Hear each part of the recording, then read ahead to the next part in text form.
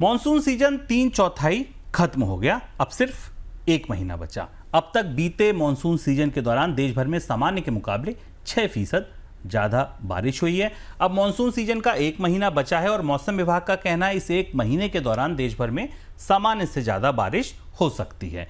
मौसम विभाग ने सितंबर के दौरान देश भर में 119% बरसात का अनुमान लगाया है। अधिक बरसात की वजह से पहाड़ी राज्यों में आप देख रहे हैं लगातार तबाही मच रही है।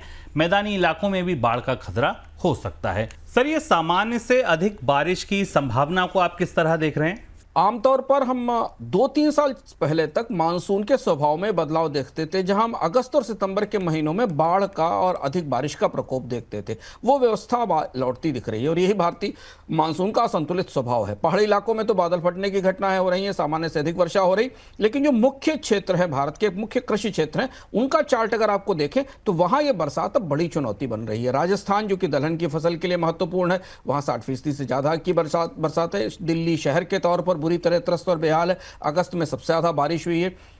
हिमाचल, पंजाब, झारखंड, हरियाणा, मध्य प्रदेश, लगभग सभी राज्य जो हैं उनमें 10 से 20% तक सामान्य से अधिक बारिश हुई है और इसलिए हर राज्य का एक बड़ा हिस्सा बाढ़ की चपेट में है, जो आपको इस मैप से दिखाई दे रहा है। इसका सीधा असर हमें दलहन और तिलहन की फसलों पर जरूर दिखाई देगा।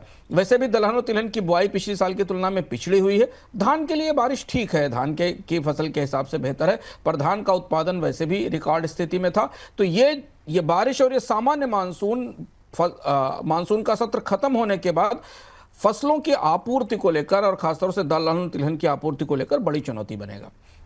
बिल्कुल, और धान के लिए भी अब तक तो अच्छा था, लेकिन अब अगर बाढ़ की स्थिति बनती है तो कहीं फसल बह ना जाए, ये खतरा भी अब किसानों के सर पर मंडरा रहा है। आगे बढ़ते हैं। जुलाई के दौरान भारत में रेजिडेंशियल घरों की बिक्री 15 साल के ऊपरी स्तर पर पहुंच गई है। एचएसबी की रिपोर्ट आई। रिपोर्ट में यह पता चला कि सबसे ज्यादा योगदान 3 BHK और 4 BHK घरों का है। 2/3 से ज्यादा बिक्री प्रीमियम घरों की हुई है। एंट्री लेवल के जो मकान हैं वहां पर बिक्री अभी कम है। कुल बिक्री में सबसे ज्यादा सेल दिल्ली, NCR, बेंगलोर और मुंबई में दर्ज की गई है। सर, इस आंकड़े को कैसे समझा जाए?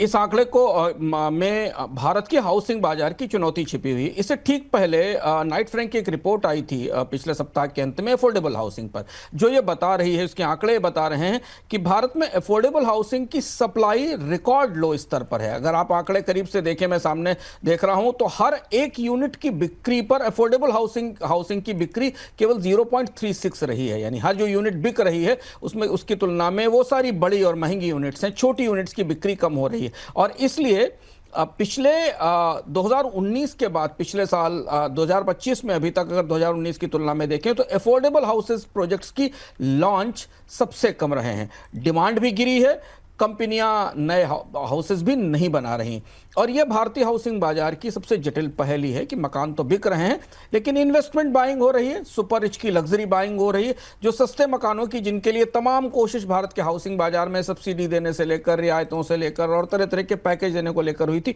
वो